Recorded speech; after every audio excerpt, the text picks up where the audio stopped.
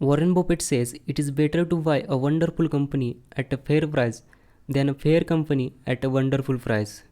Investing करने से पहले हम बहुत सारे रेशियोज़ को कंपेयर करते हैं। उसी में से एक रेशियो के बारे में आज मैं बात करने जा रहा हूँ। So watch this video till the end. और आपको ये वीडियो अच्छा लगता है तो चैनल को सब्सक्राइब और लाइक ज़रूर करें।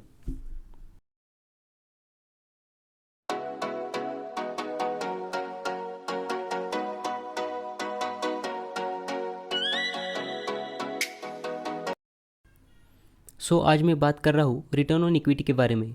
रिटर्न ऑन इक्विटी क्या है? It is just simple ratio of measuring the profitability of the company.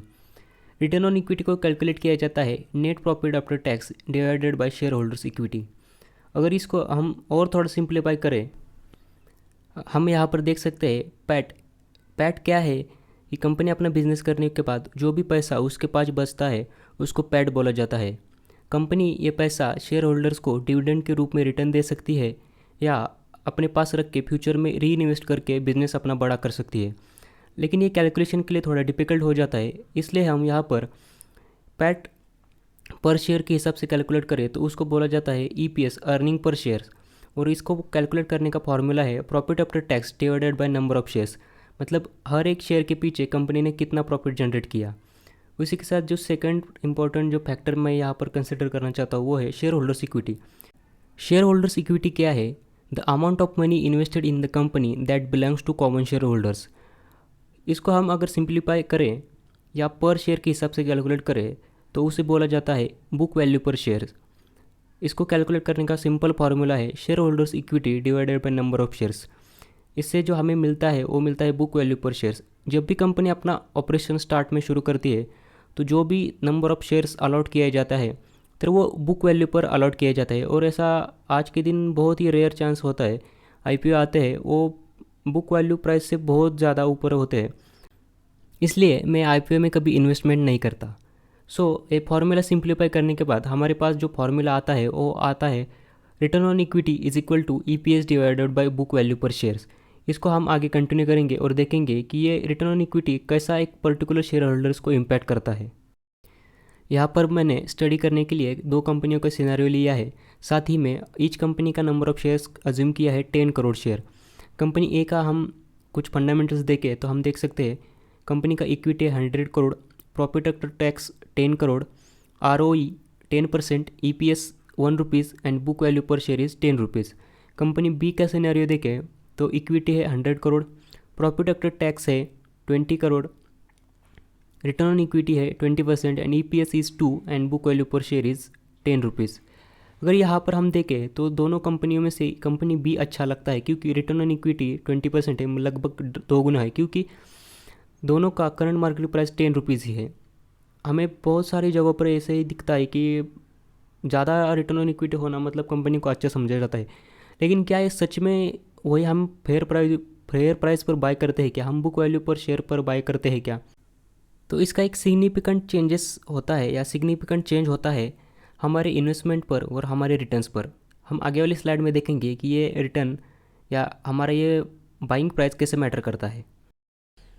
Now हम देख सकते हैं कि अच्छा रिटर्न ऑन इक्विटी होने की वजह से कंपनी के शेयर की डिमांड्स बढ़ेगी। शेयर की डिमांड्स बढ़ेगी तो शेयर प्राइस भी बढ़ेगी। नाउ लेट्स अज्यूम दैट जो प्राइस 10 रुपीज़ था वो बढ़ के अभी 20 रुपीज़ पर शेयर हो जाता है। अगर हम इस कंपनी में इन्वेस्ट करना चाहते हैं तो हमें इस कंपनी का शेयर 10 रुपीज़ पर नहीं लेकिन 20 रुपीज़ पर बाय करना पड़ेगा। यहाँ पर पूरा कैलकुलेशन चेंज होता है। हमने देखा था कि रिटर्न ऑन इक्विटी का फार्मूला था EPS divided by book value per share, लेकिन हम बुक वैल्यू पर बाय नहीं कर रहे, हम 20 रुपीज़ पर बाय कर रहे हैं। तो जो हमने फार्मूला सिंप्लीफाई किया था उस हिसाब से कैलकुलेट किया जाए EPS divide by our buying price तो 2 डिवाइडेड बाय 20, तो हमारा इफेक्टिव प्रॉफिटेबिलिटी रेशो निकल कर आता है 10%, ना कि 20% जो रिटर्न ऑन इक्विटी हमने देखा था कि ये कंपनी बी हमने प्रेफर किया कि करने के लिए अच्छा है, बाइंग करने के लिए अच्छा है या इन्वेस्टमेंट करने के लिए अच्छा है।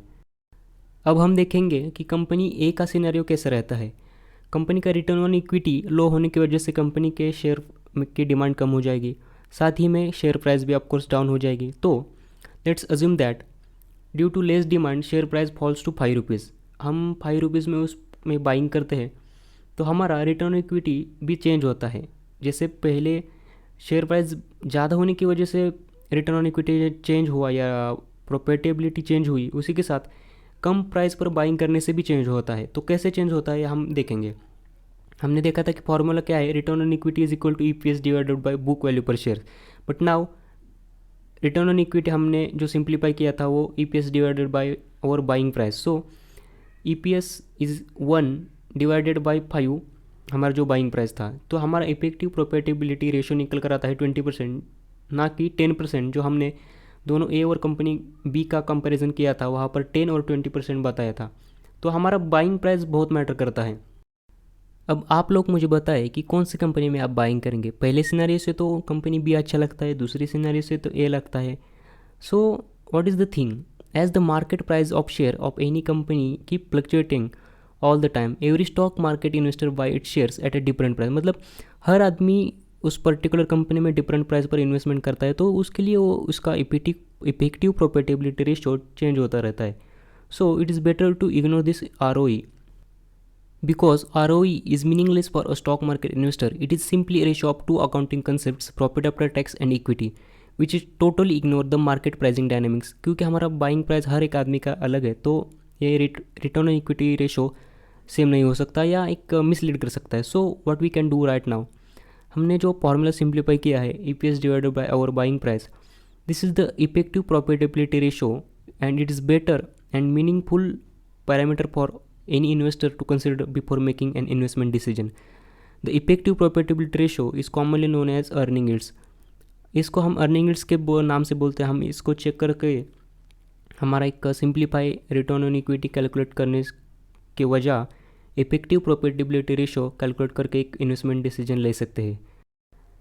So in last, I want to say that this is the basic premise of value investing. An investor should always try to buy a share at cheap price so that she can generate maximum profitability out of her investment।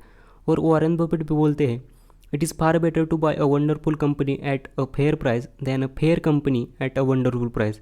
So don't depend on one particular ratio. You can use either different ratios such as price to sales, enterprise value, dividend yield, price to book ratio, price earning growth ratio. इस तरह से आप बहुत सारे ratio का एक study करके एक अच्छा इन्वेस्टमेंट डिसीजन ले सकते हैं। I hope I have provided enough information about the how one particular ratio can mislead you.